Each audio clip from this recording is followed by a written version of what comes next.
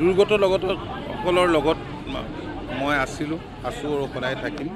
আমাৰ সৈতে ভাৰতীয় জনতা পাৰ্টি আৰু অসম গণ পৰিষদৰ যিসকল বিষয়ববীয়া সেইসকলো আহিছে, পঞ্চায়তৰ নিৰ্বাচিত প্ৰতিনিধিসকল আহিছে। আমি য'ত এতিয়া আছোঁ এইটো এনেকুৱা এটা এলেকা য'ত বাগিচাৰ শ্ৰমিক আছে, কিছুমান পাৰ্মানেণ্ট শ্ৰমিক আৰু কিছুমান নহয়।